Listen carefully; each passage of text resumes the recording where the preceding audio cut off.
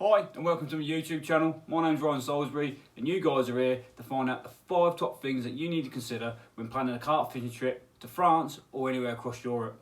But before we get there, especially if you're new to the channel, please click the subscription button, give us a thumbs up and turn on the notification bell so you can keep up to date with all our latest videos. Also, what I'd like you to do is write a comment down below if anything we've missed out and what you'd like to know, and also if you would like to see any further videos with us talking about planning trips abroad. Without any further ado, let's start going into the big 5. Before we go into number 1, what I want to talk about is the video contents.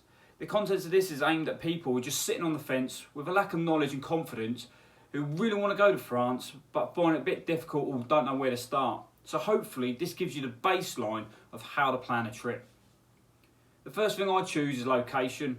Now, I give myself a 2.5 hour journey time to 3 hours. I have pushed past 4 hours driving time, but what you've got to consider is how many people are driving. So what I try and do is ring fence from Calais, a 3 hour radius driving time, and then I try and work out the venues within that radius. You want to fish to your ability. You don't want to put yourself in a position where you're out your comfort zone. I've done it myself. I drove all the way over to France. I fished a 30-acre lake and I found it very, very difficult. I was out my comfort zone. First time I've ever fished that vast amount of water. I looked at it, didn't know where to start, but I don't want you guys to make the same mistakes. Yes, you see these videos everywhere on social media saying, come here, we've got these fish and that fish, but if you're not confident and you haven't got the knowledge or skill set, just pick somewhere which will suit you for where you're at in your fishing career.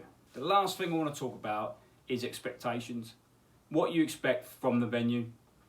Are you going to go there as drive and survive, live off the bare minimum in the middle of nowhere? Or are you expecting all the bells and whistles?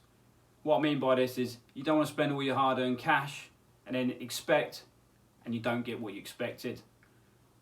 What I do recommend is do as much research as you can on the venues. Go on YouTube, go on forums, and yes, there is some better people out there. However, you have to look through that and make your own judgement. But the more research you do on the venue, the better it's going to be for you. Number 2 is crossings. So there's 2 ways of means, is the Eurotunnel and you've got the ferry crossings. The Eurotunnel is the fastest way of travel, but it is a lot more expensive. The ferry is a lot cheaper, but there's 2 ports you can go to in France. You can either go to Calais, which is an hour and a half, or you can go to Dunkirk, which is an extra half an hour, 10 miles down the coast from Calais.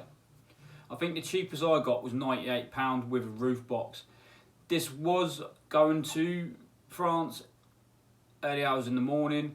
However, I did get the return trip at 12 o'clock lunchtime on the way back. So do your research, but it's up to you. If you've got the money to burn, you can take the train, but I like to break it up on the ferry. Number 3, when travelling, make sure you've got breakdown cover. I can't stress it enough. For an extra £100 for your car, especially if you've got a newer car, it's a little bit less. Just make sure you've got breakdown cover. In case the worst thing happens, just go onto the RAC or Quality Overseas breakdown cover service and make sure you get covered.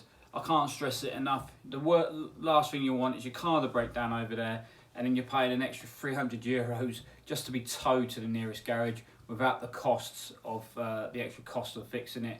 So make sure you book RAC or breakdown cover. Number 4.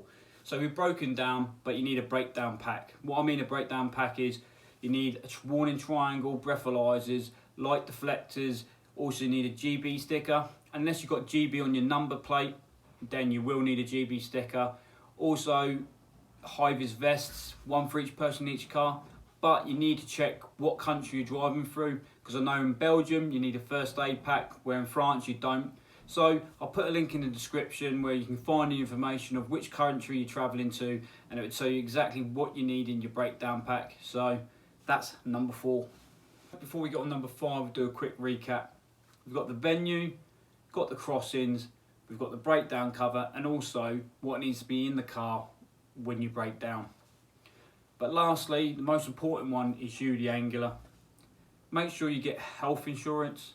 At the moment, I know the e-hit card, it's free. You can go online on .gov, sign up, which gives you the basics to be seen by a doctor. That works until we're out the EU. But Get yourself some life insurance, travel insurance, just in case the unfortunate happens to you and you need to be covered. So I hope that gives you a solid baseline of the basics, what you need to get from A to B and what you need to be considering while booking your trip. So that's the end of my blog, and thank you for watching. If you're still watching, hopefully you've got the baseline of what you need to book a trip.